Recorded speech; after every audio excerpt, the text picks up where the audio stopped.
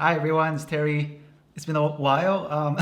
Happy Juneteenth 2023. So today's topic is based on very legendary comedian, stand-up comedian. His name is Tom Dreesen. He has opened for Frank Sinatra in the past, and he's basically been a comedian for decades. And I've learned a lot after attending his stand-up comedy clinic recently at this comedy club in North Hollywood known as Comedy Chateau.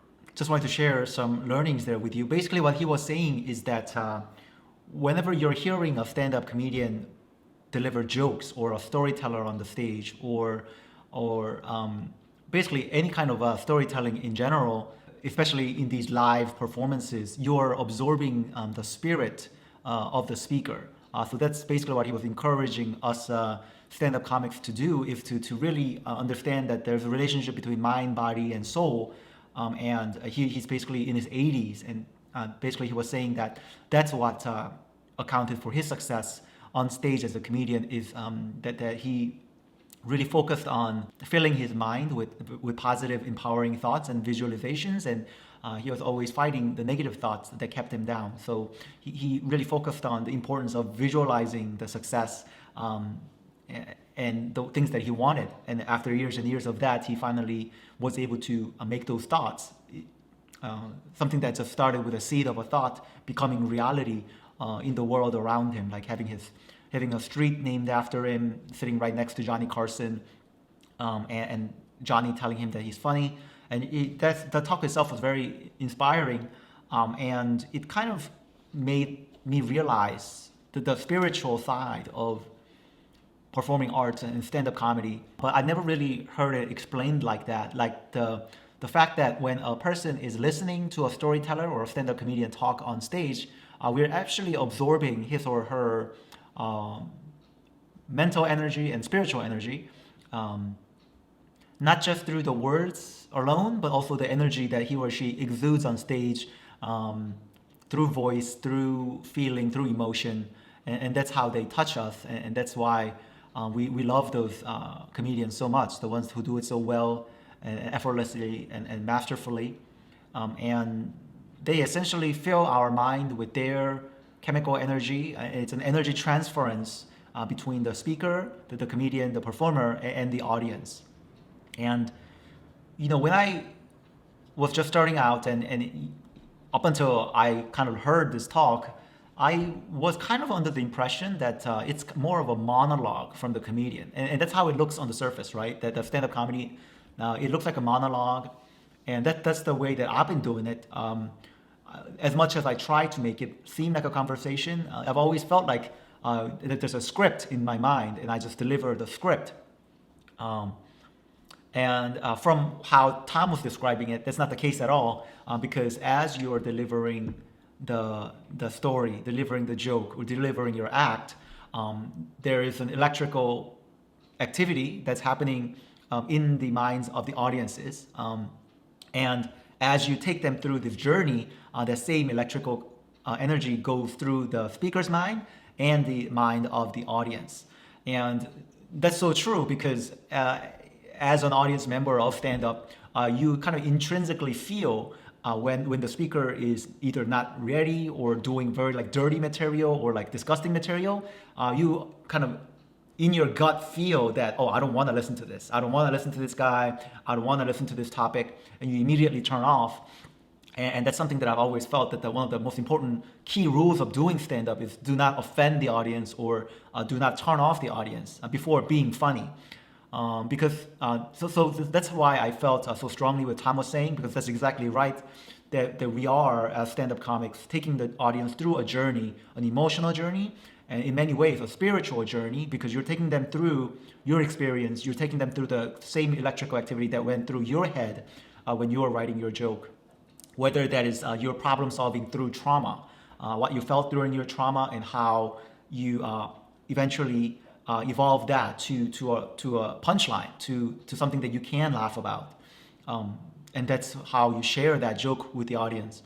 Or whether you're talking about your dating struggles or pain, or your unique observations about whatever topic, your career or your religion, you're sharing that with the audience, you are empowering them, you are inspiring them, you're making them smarter, and you're also helping them release stress, obviously, through laughter. about topics that we usually cannot laugh about, whether it is religion or our struggles at work, how painful it is to do something or be somebody. So I think that that's really was inspiring insights that he shared, that the comedian or somebody that stands on stage is the one who takes the audience through a journey, and that journey really is brain problem solving, how sharing how he or she solved her problem in her mind, and how to make something very otherwise dry or painful or like hardships into a joke form, comedy form, and how we can all laugh about something that ultimately that we can all laugh about, and that is art in itself, and that really inspired me. Another way that I kind of started thinking about it is that not even outside of the stage context, even amongst us, between us, when we share conversations, we can feel the spiritual energy, and there's an energy transference between the people that we're talking to. So, for example, we might be talking to an angry person, and that in result makes us angry. We might be talking to an insecure person, and they're projecting their insecurity onto you and trying to make you feel insecure. That has happened to me many times. Or you might be talking to somebody who's jealous of you or jealous of other people, and that obviously bleeds into your psyche. Or you're talking to somebody who's happy and fulfilled, who has many compliments to give, many energies to give, and we all love being around that person. So even outside of the stage context, I think we're always exchanging that spiritual energy.